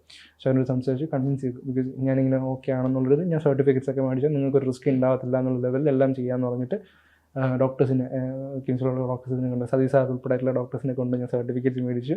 അങ്ങനെ അത് അവർക്ക് അയച്ചു കൊടുത്ത് അവർ അപ്രൂവ് ചെയ്യുന്നു. പക്ഷേ അവർ പറഞ്ഞു കഴിഞ്ഞാൽ അവർക്ക് ലൈസൻസിങ് സൈഡിൽ മാത്രമേ അവർക്ക് ചെയ്യാൻ പറ്റത്തുള്ളൂ എന്തെങ്കിലും സപ്പോർട്ട്, അല്ലാതെ നേരെ ട്രെയിൻ ചെയ്യിപ്പിക്കുക എന്നുള്ളത് ആരെങ്കിലും ഏറ്റെടുക്കണം. അങ്ങനെയാണ് പിന്നെ ഡ്രോപ്പ് സോൺ അന്വേഷിച്ചിട്ട് പിന്നെ ഒരു ഡ്രോപ്പ് സോൺ തായ്ലാൻഡ് എന്ന് പറഞ്ഞൊരു ലീഡ് കിട്ടുന്നത്, അതിനോട്ട് ചെന്ന് കയറുന്നത്. അതിന് വേണ്ടിയൊരു ട്രെയിനിങ്, ഇന്റേണൽ ട്രെയിനിങ് ഒക്കെ ഭയങ്കര എക്സ്പെൻസീവ് ആണ്. അതൊക്കെ ചെയ്തത് കുറച്ച് എമൗണ്ട് വെച്ചിട്ടുണ്ട്. ഒരു 6 lakhs എനിക്ക് ഫുൾ ടോട്ടൽ ഒരു 6 ജമ്പും ഇതൊക്കെ ചിലവായി. അപ്പം അത്രയും രൂപ ഞാനത് ചിലവാക്കി ഇൻവെസ്റ്റ് ചെയ്തു. കാര്യം എൻ്റെ സർവൈവലും കൂടെ അതിനകത്ത് ഇമ്പോർട്ടൻ്റ് ആണ്. ആ ഒരു എമൗണ്ട് ഉണ്ടെങ്കിൽ ഒരു 3-4 ദിവസം അല്ലെങ്കിൽ 5 മാസം ഞാൻ ചിലപ്പോൾ മെഡിസിൻ വാങ്ങിച്ച് ജീവിക്കും. അതായത് ദർ ഇസ് നോ പോയിന്റ്. അപ്പം അങ്ങനെയാണ് ഞാനിത് ചൂസ് ചെയ്യുന്നത്. അങ്ങനെ ചൂസ് ചെയ്ത് പോയി. എൻ്റെ അടുത്ത് ഫസ്റ്റ് ജമ്പിൻ്റെ അടുത്ത് ചോദിച്ചു. എൻ്റെ എക്സാമൊക്കെ ഉണ്ട്, നമുക്ക് പഠിക്കുന്ന എക്സാമും കാര്യങ്ങളൊക്കെ ഉണ്ട്. 10 to 12 days നമുക്ക് അതിൻ്റെ പുറകിൽ നിൽക്കണം. എക്സാംസൊക്കെ ഫിനിഷ് ചെയ്തതിന് ശേഷം എല്ലാ പ്രോട്ടോക്കോളും കഴിഞ്ഞതിന് ശേഷം എൻ്റെ അടുത്ത് ഫസ്റ്റ് ടൈം ചോദിച്ചു. എൻ്റെ അടുത്ത് നോർമലി എല്ലാവരും ടാൻഡം ചെയ്ത് ആദ്യമേ സ്കൈ എക്സ്പീരിയൻസ് ചെയ്തിട്ടാണ് ആൾക്കാർ ഇതിലോട്ട് വരുന്നത്. 5-6 പ്രാവശ്യമൊക്കെ ചെയ്യുന്ന ആൾക്കാരുണ്ട്, പേടിയുണ്ടെങ്കിൽ മാറ്റാൻ വേണ്ടിയിട്ടൊക്കെ. പക്ഷേ ഞാൻ ചൂസ് ചെയ്തു ഓക്കെ ഒറ്റയ്ക്ക് ചാടാം. ബിക്കോസ് എൻ്റെ കയ്യിൽ ഫണ്ട് കുറവാണ്. അപ്പം ടാൻഡം ലെവൽ ഭയങ്കര എക്സ്ട്രീം എക്സ്പെൻസീവാണ്. അപ്പം എന്തായാലും നമുക്കൊരു ട്രെയിനിങ് ഭാഗമായിട്ട് നമുക്ക് അത്ര എക്സ്പെൻസ് അടയ്ക്കണ്ട. അപ്പം ഓക്കെ ഫസ്റ്റ് ജമ്പ് സോളോ ചെയ്യാം, ഒറ്റയ്ക്ക് ചെയ്യാം. അങ്ങനെ ഓക്കെ പ്ലെയിനിൽ കയറി. ഞാൻ പറഞ്ഞു ഞാൻ ഇൻസ്റ്റിറ്റ്യൂട്ട് ഭയങ്കര കോൺഫിഡൻറ്റ്, ഇത്രയും സ്റ്റോറിയൊക്കെ ഉള്ളതുകൊണ്ട് പുള്ളി ഭയങ്കര കോൺഫിഡൻറ്റ്. പുള്ളി പറഞ്ഞു ഓക്കെ ഞാൻ റെഡിയാണ്, ഒന്നും പറയില്ല. ഇങ്ങനെ എൻ്റെ അടുത്ത് ഫസ്റ്റ് ജമ്പ് കൊണ്ടുപോയി നോക്കാൻ പറഞ്ഞു. ഞാൻ നോക്കി, എനിക്ക് ഭയങ്കര കൂളായിരുന്നു. ചാടി സ്വന്തമായിട്ട് തന്നെ പാരച്ചൂട്ട് കൂടി ചെയ്ത് ലാൻഡ് ചെയ്തു. ഫസ്റ്റ് ജമ്പ് കഴിഞ്ഞു, സെക്കൻഡ് ജമ്പ് കഴിഞ്ഞു, തേർഡ് ജമ്പിൽ എനിക്ക് സ്പിൻ ഉണ്ടായി. ഈ ആർട്ടിഫിഷ്യൽ ലിംബ് കാരണം എനിക്ക് സ്പിൻ ഉണ്ടായി. ബിക്കോസ് എയറോഡൈനാമിക്സ് ഭയങ്കര ഇമ്പോർട്ടൻ്റ് ആണ് ഈ ഫ്രീ ഫോളിൽ. എയറോഡൈനാമിക്സ് സ്പിൻ ഉണ്ടാകും. സ്പിൻ ഉണ്ടായി കഴിഞ്ഞാൽ നമുക്ക് ജി ഫോഴ്സ് ഏൽക്കും. അതായത് നമ്മുടെ ബോഡിയിൽ അത് മെനൂവറൊക്കെ ചെയ്യുന്ന ആൾക്കാരുടെ ഇത് അറിയാം. ജി ഫോഴ്സ് ഏറ്റ് കഴിഞ്ഞാൽ നമ്മൾ ബോധം പോകും, ഗ്രേ ഔട്ട് ആവും, കംപ്ലീറ്റ് ഗ്രേ ഔട്ട് ആവും. അപ്പം എനിക്ക് സ്പിൻ ഉണ്ടായി. അവർക്കൊന്നും രക്ഷിക്കാൻ പറ്റില്ലായിരുന്നു അങ്ങനത്തെ ഹോസ്പിറ്റലിൽ. ഞാൻ സ്പിൻ ഉണ്ടായി, ഞാൻ സ്വന്തമായിട്ട് പാരച്ചൂട്ട് പുള്ളി ചെയ്തു. ബ്ലാക്ക് ഔട്ട് ആവുന്ന എനിക്ക് ബ്ലാക്ക് ഔട്ട് ആവുന്ന സിറ്റുവേഷൻ ആയിരുന്നു. പക്ഷേ ഞാൻ ബ്ലാക്ക് ഔട്ട് ആയില്ല. ബ്ലാക്ക് ഔട്ട് ആവുന്ന ഒരു 3 to 5 G ഉണ്ടായിരുന്നു എനിക്ക് അടുത്ത എൻ്റെ ബോഡിയിലുണ്ടായ ജി ഫോഴ്സ്. അതേറ്റ് ബോധം പോകാതെ തന്നെ ഞാൻ പാരച്ചൂട്ട് പുള്ളി ചെയ്തു, അപ്സൈഡ് ഡൗൺ ആയിട്ട്. അതായത് നമ്മൾ തലകുത്തനെ ഇങ്ങനെ വീണുകൊണ്ടിരിക്കുന്നത്. അപ്പം 4.5 feet വെച്ച് ഞാൻ ഇങ്ങനെ വീണുകൊണ്ടിരിക്കുന്നത്. അതുവരെ ഞാൻ നോർമൽ എല്ലാം കറക്റ്റായിട്ട് ചെയ്തു വന്നു. അവിടെ വെച്ചാണ് സ്പിന്നൊക്കെ ഉണ്ടായിട്ട് ഇങ്ങനെ ആവുന്നു. അങ്ങനെ 4.5 feet വെച്ചിട്ട് ആ 4.5 feet നിന്ന് നമ്മൾ തറയിലെത്താൻ 12 സെക്കൻഡ് മതി, തറയിൽ ക്രാഷ് ലാൻഡ് ആവാൻ. ആ 12 സെക്കൻഡിൻ്റെ ഇടയിൽ നമ്മളിത് ചെയ്യണം. അപ്പം പാരച്ചൂട്ട് ഞാൻ പുള്ളി ചെയ്തപ്പോഴത്തേക്ക് ഈ പാരച്ചൂട്ട് ഈ കാലിൽ കുരുങ്ങി. സപ്പോസ് ഈ കാലിലാണ് കുരുങ്ങിയിരുന്നെങ്കിൽ ഞാൻ രക്ഷപ്പെടത്തില്ല, അന്ന് അപ്പം തിന്നു ചെയ്യുന്നത്. പക്ഷേ ഈ കാല് കുരുങ്ങിക്കൊണ്ട് ഈ കാലിൻ്റെ കുരുക്ക് ഇവിടെ ഉണ്ടായിരുന്നു, എൻ്റെ ഫ്രണ്ടിൽ ഇങ്ങനെ നിൽക്കുമായിരുന്നു. അപ്പോൾ കുരുക്ക് കെട്ടഴിച്ചും കിട്ടും. അത് 3 സെക്കൻഡ് മാനേജ് ചെയ്തുകൊണ്ട് ഇപ്പം ഞാൻ ഇവിടെ ഇരിക്കുന്നുണ്ട്. എവിടെയായിരുന്നു സ്ഥലം? തായ്ലാൻഡിലാണ്. അതുകൊണ്ടൊക്കെയാണ് നമ്മള് പിന്നീട് വാർത്തകളായി. അത് ഈ അടുത്ത വാർത്ത ഞാൻ ചെയ്തിട്ട് ഇപ്പൊ ഒരു 8 മാസമായി. ഇപ്പോഴേ വാർത്തകളാണ്. എനിക്ക് തോന്നുന്നു ആദ്യമായിട്ട് ഒരു യൂട്യൂബർ അങ്ങാണ്ട് വന്നിട്ട് ഒരു അങ്ങനെ യൂട്യൂബർ അല്ല, ഞാൻ തന്നെ ഒരു ന്യൂസ് ചാനൽ ഒത്തിരി ഞാൻ ചെയ്തിട്ടുണ്ടായിരുന്നു. ആ ടൈമിൽ ഒത്തിരി ന്യൂസ് ചാനൽ ഒരു വേൾഡ് റെക്കോർഡ്സ് ഒക്കെ എടുത്തതിന് ശേഷമാണ് ന്യൂസ് ചാനലിലോട്ട് ഞാൻ കൊടുത്തത്. അതിന് മുന്നേ കൊടുത്തിട്ടുണ്ടായിരുന്നു. പക്ഷെ ആർക്കും ഈ പറഞ്ഞ എങ്ങനെ സ്റ്റോറി ചെയ്യണമെന്നൊരു ഡിഫിക്കൽട്ടി ഉണ്ടായിരുന്നു. എനിക്കിത് അറിയാമല്ലോ, ഇതിന് കോംപ്ലിക്കേഷൻസ് ഉണ്ട്. അപ്പോൾ വേൾഡ് റെക്കോർഡ് ആയിക്കഴിഞ്ഞപ്പോൾ ഓക്കെ അഷ്യൂർഡ് ആണ്. ഇപ്പൊ ആ ഡിപ്രഷൻ മാറി. അല്ല, ഇപ്പൊ ഞാൻ വേറൊരു ഹോപ്പ് വന്നു. ഇപ്പൊ എനിക്ക് വേറൊരു ഡ്രീം ഉണ്ട്, ഹോപ്പ് ഉണ്ട്. മുമ്പ് അതൊന്നും ഇല്ലായിരുന്നു. ഡ്രീം ഒക്കെ പറയാം, അത് ഞാൻ അച്ചീവ് ചെയ്തിട്ടേ പറയുള്ളത്. അച്ചീവ് ചെയ്തിട്ട് എന്നോട് ഒന്നും പറയത്തില്ലേ? അച്ചീവ് ചെയ്തിട്ട് ഞാനത് അല്ല പറയണതിന്റെ കുഴപ്പമൊന്നുമില്ല, അത് പറയാം. അപ്പം അതിനുശേഷം പിന്നെ അതിന് ഞാൻ ബാക്കി ജമ്പ് ചെയ്തു. അതിലൊരു മാൽ ഫംഗ്ഷൻ വീണ്ടും വന്നു, പാരഷൂട്ടിൻ്റെ മാൽ ഫംഗ്ഷൻസ് ഉണ്ടായി. എന്നാൽ ഇതൊക്കെ പാരഷൂട്ടിനെ പറ്റി കൂടുതൽ മനസ്സിലാക്കുമ്പോൾ നമുക്കറിയാം ഏറ്റവും റിസ്ക് ഉള്ള സാധനം പാരഷൂട്ടാണെന്നുള്ളത്. അത് ഭയങ്കര ഫ്രീ ഫോളിലും പോലെ തന്നെ റിസ്ക് ഉണ്ട്, ലാൻഡിങ്ങും അതുപോലെ റിസ്ക് ഉണ്ട്. ഞാൻ കാലിൽ ലാൻഡ് ചെയ്യണം, അപ്പോൾ അത് ഭയങ്കര റിസ്ക്കിയാണ്. അപ്പം അങ്ങനെ ഈ റിസ്ക് എല്ലാം മനസ്സിലാക്കിയിട്ട് നമ്മൾ പോകും. ഇത് പ്രത്യേകിച്ച് ഉണ്ടായിട്ട് കാര്യമൊന്നും ഇല്ലെന്നുള്ളൊരു സംഭവം മനസ്സിലാവും. അങ്ങനെയൊക്കെ ഒരു ഇതിന് കഴിഞ്ഞ് മൂന്നാമത്തെ ഒരു 6 ജമ്പിൽ എനിക്ക് 3 നിയർ ഡെത്ത് എക്സ്പീരിയൻസ് ഉണ്ടായി. ഇതുപോലെ തന്നെ ഓരോ കോംപ്ലിക്കേഷൻസ്, പിന്നെ ഒരു വിൻഡിൻ്റെ കോംപ്ലിക്കേഷൻസ് ഉണ്ടായി. അങ്ങനെ ഒരു 6 ജമ്പിൽ 3 നിയർ ഡെത്ത് എക്സ്പീരിയൻസ്. അതിനുശേഷം അവർ പറഞ്ഞു ഈ സ്പിൻ ഉണ്ടാവുന്നത് പ്രശ്നമാണ്, അപ്പം നീ ഒരു കാര്യം ചെയ്യും, കാലില്ലാണ്ട് നീ ജിം ചെയ്യണമെന്ന് പറഞ്ഞു. അപ്പം കാലില്ലാണ്ട്. അപ്പം എനിക്ക് എൻ്റെ കാലിൽ കൺട്രോൾ ഉണ്ടല്ലോ ഈ കാലിൽ. അപ്പം അതിനുവേണ്ടി നീ ഇപ്പം സപ്പോസ് ഒരു എയറോപ്ലെയിന് 2 വിങ്ങിലാണ്, അപ്പോൾ അതൊരു എയറോഡൈനാമിക്സ് ഉണ്ട്. അത് ആ ഒരു എയറോഡൈനാമിക്സിലാണ് പറക്കുന്നത്. അപ്പം ഞാൻ ഫ്ലൈ ചെയ്യുമ്പോഴത്തേക്കും ഒരു വിങ് ഇല്ലാത്തൊരു എയറോപ്ലെയിൻ എങ്ങനെ ഫ്ലൈ ചെയ്യുമോ അതുപോലെ ഞാൻ പഠിക്കണം, സ്വന്തമായിട്ട് അത് അനലൈസ് ചെയ്ത് പഠിക്കണം. അപ്പം അതിന് നമുക്ക് ഒരൊറ്റ ഓപ്പർച്യൂണിറ്റി വിൻഡണലാണ്. വിൻഡണിൽ പെർ അവർ തന്നെ അറൗണ്ട് 50K മുകളിൽ വരുന്നുണ്ട് അപ്പോൾ പെർ അവർ ചെയ്യാനായിട്ട്. അപ്പം റഷ്യയാണ് കുറച്ചുകൂടി ചീപ്പായിട്ടുള്ളത്, അവിടെയാണ് ഞാൻ പ്ലാൻ ചെയ്യുന്നത്. പക്ഷേ ഒരു 10 to 12 hours ഇപ്പം നമ്മൾ ട്രെയിൻ ചെയ്ത് സ്വന്തമായിട്ട് കണ്ടുപിടിക്കണം, എന്നാൽ മാത്രമേ നമുക്കത് പിന്നെ പോയി ജമ്പ് ചെയ്യാൻ പറ്റത്തുള്ളൂ. അപ്പോൾ ഒരു നീ പോയി വിൻഡോണിൽ ചെയ്തിട്ട് വാ, ബാക്കി നമ്മുടെ സൈഡിൽ നിന്ന് ഒരു സപ്പോർട്ട് നമുക്ക് നിനക്ക് തരാൻ പറ്റും എന്നൊക്കെ പറഞ്ഞ് ഒരു ഓക്കെ എന്ന് പറഞ്ഞ് ഞാൻ നാട്ടിൽ വന്നിട്ട് ഫിനാൻഷ്യലി വേണ്ടിയിട്ട്, അതായത് ഒരു സ്പോൺഷിപ്പിന് വേണ്ടിയിട്ട് ഒരു 100 സംതിങ് കമ്പനീസിൻ്റെ ഫ്രണ്ടിൽ നല്ല രീതിയിൽ അതിൻ്റെ ഇടയ്ക്ക് ഒരു ഓപ്പർച്യൂണിറ്റി ആയിട്ട് പാരാഗ്ലൈഡിങ് ചെയ്യാൻ, പാരാഗ്ലൈഡിങ് ലൈസൻസ് ചെയ്യാൻ. അപ്പോൾ ഞാൻ ഓക്കെ ചെയ്യാന്ന് പറഞ്ഞാൽ ഹിമാചലിൽ വേൾഡ് 2nd ഹയസ്റ്റ് പാരാഗ്ലൈഡിങ് സൈറ്റിൽ നിന്ന് പാരാഗ്ലൈഡിങ് പഠിച്ചിട്ട് തിരിച്ച് നാട്ടിലോട്ട് വന്നു. കുറച്ച് രൂപ കയ്യിലുണ്ടായിരുന്നത് പഠിച്ചു. പിന്നെ ഞാൻ ക്യാമറ വർക്കും കാര്യങ്ങളൊക്കെ ചെയ്യുന്നുണ്ട്, ഡ്രോൺ വീഡിയോഗ്രാഫി, അതെല്ലാം ലൈസൻസും കാര്യങ്ങളൊക്കെ ഉണ്ട്. അപ്പോൾ അതൊക്കെ എടുത്തിട്ട് ചെറിയ ചെറിയ വർക്കും കാര്യങ്ങളൊക്കെ ആയിട്ട് ഇങ്ങനെ ഓട്ടം എൻ്റെ മെഡിസിനുള്ള കണ്ടെത്തുന്നു. ഇതിൻ്റെ പുറകിൽ വീഡിയോഗ്രാഫി ഫോട്ടോഗ്രാഫി ഒക്കെയാണ്. അതിൻ്റെ കൂടത്ത് ഈ പറഞ്ഞ ബാക്കി ഈ സ്പോൺഷിപ്പിന് വേണ്ടിയിട്ടുള്ള നല്ല രീതിയിലുള്ള ബെഗിങ് പെർസ്പെക്റ്റീവ് ഒക്കെ ഉണ്ടായിരുന്നു. ലൈഫിൽ ഏത് ഔട്ട്കം വന്നാലും നമ്മൾ ചിൽ ബെഗ് ചെയ്യണം എന്നുള്ളൊരു സിറ്റുവേഷൻ നമ്മുടെ ഇന്ത്യയിലുണ്ട്. പുറത്ത് ആ രാജ്യത്ത് അതില്ല. അവർക്ക് അവർ ഗവൺമെൻറ് തന്നെ സ്പോൺസർ ചെയ്യും. ഇങ്ങനൊരു കുട്ടി ഇങ്ങനെ ലെവലിൽ വന്നിട്ടുണ്ടെങ്കിൽ അവർ കംപ്ലീറ്റ് സ്പോൺസർ ചെയ്യും ഗവൺമെൻറ്. അപ്പം എന്നെപ്പോലൊരാൾ ഇത്രയും എക്സ്ട്രീം സ്പോട്ട് ചെയ്തിട്ട് കൂടി നോ ബഡി ടേക്ക് കെയറിങ്. അപ്പം ആരും അക്സെപ്റ്റ് ചെയ്യും. ഇപ്പം പ്രൈവറ്റ് സെക്ടറി പോലും ആരും അക്സെപ്റ്റ് ചെയ്യുന്നൊന്നുമില്ല. അങ്ങനെ നിന്ന സമയത്ത് ഇപ്പോൾ സൈലം ഈ അടുത്ത് വന്നിട്ട് എനിക്ക് 2 lakhs എനിക്കൊരു ഓഫർ ചെയ്യാന്ന് പറഞ്ഞിട്ടുണ്ട്. സോ അതൊരു നല്ലൊരു ഹോപ്പായിരുന്നു. അപ്പോൾ അത് ഇങ്ങോട്ട് വന്നതാണ്. അതുപോലെ വേറെ ആരും വന്നിട്ടില്ല അതിന് ശേഷം, അത് തന്നെയാണ് വന്നത്. അപ്പം അതിൽ സന്തോഷമുണ്ട്. ആ ഒരു 2 lakhs കിട്ടിയ കാര്യം എനിക്ക് കുറച്ചുകൂടെ നാളെ എനിക്ക് അധികം ജോലിയൊന്നും ചെയ്യാതെ തന്നെ എനിക്ക് ജീവിക്കാൻ പറ്റും. അപ്പം ഇപ്പം മഴയും കാര്യങ്ങളൊക്കെ ആയിട്ട് വർക്ക് കിട്ടില്ല. അപ്പം ആ ഒരു എമൗണ്ടിൽ മുന്നോട്ട് പോകുന്നുണ്ട്. അപ്പോൾ ഇപ്പോഴും സ്പോൺഷിപ്സും കാര്യങ്ങളൊക്കെ ആയിട്ട് ഓടിക്കൊണ്ടിരിക്കുന്നു. Still whatever happen gonna happen, whatever അത് ടൈം എടുത്തിട്ടാണ് ഞാൻ ചെയ്യും. അപ്പം അങ്ങനെ കുറേ പ്ലാൻസ്. ഇനി ലൈഫിൽ എൻ്റെ ഡ്രീം എന്ന് പറയാനായിട്ട് ഇപ്പം എൻ്റെ കൂടെ ഒരു വീൽ ചെയറൊക്കെ ചെയ്യുന്നതാണ്, പുള്ളീനെ ഒന്ന് എണീറ്റ് നടത്തിക്കണം. അതൊരു വലിയ ആഗ്രഹമാണ്. അത് പുള്ളിക്ക് ഒരു എക്സസ് കിട്ടും. അപ്പോൾ അത് കോടികളാവും, അത്യാവശ്യം ഒരു 1 CR ഒക്കെ ആവും. അത് ഒന്ന് മേടിച്ച് പുള്ളി നടത്തിക്കണം. പിന്നെ ഒരു 45,000 feet നിന്ന് എനിക്ക് ജമ്പ് ചെയ്യണം. അത് വേൾഡിൽ തന്നെ 8 പേര് മാത്രമേ അത് ചെയ്തിട്ടുള്ളൂ, 8 സ്കൈ ഡൈവേഴ്സ് മാത്രം. അതിന് അത്യാവശ്യം നല്ല രീതിയിൽ പ്രൊഫഷണൽ ആവണം. ഈ ലെവലിൽ ഭയങ്കര എക്സ്ട്രീം ലൈസൻസും ലൈസൻസിങ് തന്നെ പല സ്റ്റേജസ് ഉണ്ട്, അതെല്ലാം കംപ്ലീറ്റ് ചെയ്യണം. അതിൻ്റെ എല്ലാ ചലഞ്ചസും ഉണ്ട്, ഇത്ര ജംസ് കൗണ്ട് ഉണ്ട്, അതെല്ലാം കംപ്ലീറ്റ് ചെയ്യണം മാത്രമേ അത് ചെയ്യാൻ പറ്റുള്ളൂ. അങ്ങനെ അത് ചെയ്യണമെങ്കിൽ തന്നെ അറൗണ്ട് 81 lakhs ആവും ആ ഒരു സംഭവം ചെയ്യണമെങ്കിൽ. അത് വലിയൊരു മെനൂവറിൽ നിന്നാണ് ചെയ്യുന്നത്, വലിയൊരു കാർഗോ ഷിപ്പിൽ നിന്നാണ് നമ്മൾ ജമ്പ് ചെയ്യുന്നത്. അപ്പോൾ അത് അത്രയും ഫീറ്റിൽ പോയിട്ട് നമ്മൾ ജമ്പ് ചെയ്യണം. അങ്ങനെ കോംപ്ലിക്കേഷൻസ് ഉണ്ട്. അത് പോസിബിൾ ആക്കും. ഞാൻ പോയി ജമ്പ് ചെയ്യും. പിന്നെ ഒരു 1,20,000 feet ആണ് ഒരു ഏറ്റവും വേൾഡ് റെക്കോർഡ് എന്ന് പറഞ്ഞാൽ. അത് ഏതാണ്ട് ഔട്ടർ സ്പേസിൻ്റെ ഒരു ഇതിന് അത് നാസയായിട്ടൊക്കെ ബന്ധപ്പെട്ട് റെഡ് ബുള്ളൊക്കെ ചെയ്യുന്നൊരു സംഭവമാണ്. അതിലോട്ടൊക്കെ എത്തിപ്പെടാൻ ആഗ്രഹമുണ്ട്. ബട്ട് അത് എൻ്റെ എക്സ്ട്രീം ലെവലാണ്. അത് ഞാൻ ഇങ്ങനെ അച്ചയ്ക്ക് പോവാ, അത് ചെയ്തിട്ട് ഞാനത് മുഖത്ത് നല്ല കോൺഫിഡൻസ് ഉണ്ട്.